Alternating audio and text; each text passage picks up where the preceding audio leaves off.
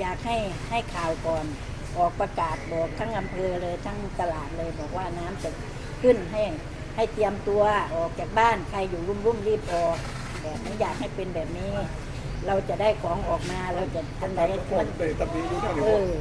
ผู้ประกาศไปก่อนยายก็พูดอยู่ยายว่าทำไมทุกปีน่ะเขาจะประกาศบอกว่า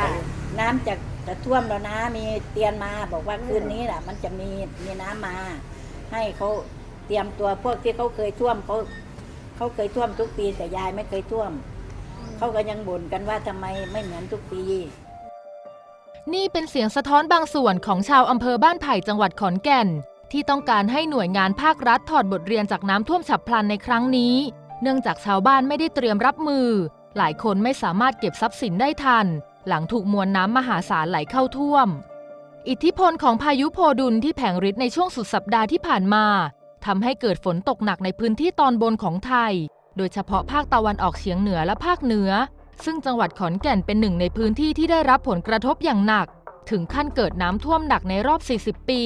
จนชาวบ้านต้องปีนหนีตายขึ้นไปอยู่บนหลังคาบ้านน้ำได้ไหลเข้าท่วมถนนหนทางและพื้นที่การเกษตรเสียหายเป็นวงกว้างบางพื้นที่มีกระแสน้ำไหลเชี่ยวอันตรายชาวบ้านบางคนระบุว่าไม่เคยเห็นน้ำท่วมหนักขนาดนี้มาก่อนและแม้ขนาดนี้หลายพื้นที่จะเริ่มเข้าสู่ภาวะปกติแล้วสภาพความเสียหายจากน้ำท่วมฉับพลันยังคงมีให้เห็นอยู่ขณะที่กระทรวงมหาดไทยโดยกรมป้องกันและบรรเทาสาธารณภัยหรือปภ.รายงานว่าอิทธิพลพายุโซนร้อนโพดุลทำให้เกิดน้ำท่วมฉับพลันน้ำป่าไหลหลากและดินสไลด์ในพื้นที่24จังหวัดรวม64อำเภอ148ตำบล356หมู่บ้าน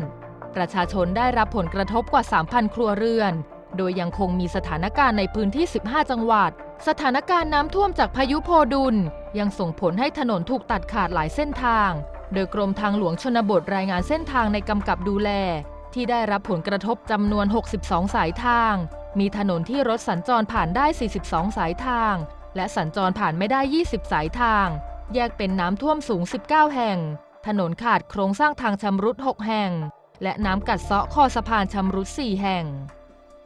ด้านนายศักดิ์สยามชิดชอบรัฐมนตรีว่าการกระทรวงคมนาคมระบุว่าการสำรวจเส้นทางถนนที่เสียหายเพื่อกำหนดงบประมาณในการซ่อมแซมนั้นขณะนี้ยังไม่สามารถระบุได้โดยจะต้องสำรวจโดยละเอียดหลังน้ำลดอีกครั้งเพื่อให้ทราบความเสียหายที่แท้จริงและกำหนดวงเงินงบประมาณในการซ่อมแซมต่อไปด้านนายธนวัฒน์พลวิชัยผู้อำนวยการศูนย์เศรษฐกิจและธุรกิจมหาวิทยาลัยหอการค้าไทยกล่าวถึงผลกระทบอิทธิพลพายุโซนร้อนโพดุลว่าจากการประเมินแบบไม่เป็นทางการพบว่าจะกระทบต่อเศรษฐกิจระดับไม่เกิน 3,000 ถึง 5,000 ล้านบาทส่วนใหญ่มีผลกระทบต่อความเสียหายของบ้านเรือนและพื้นที่เกษตรอย่างไรก็ตามเชื่อว่าเป็นสถานการณ์ที่เกิดขึ้นในระยะสั้น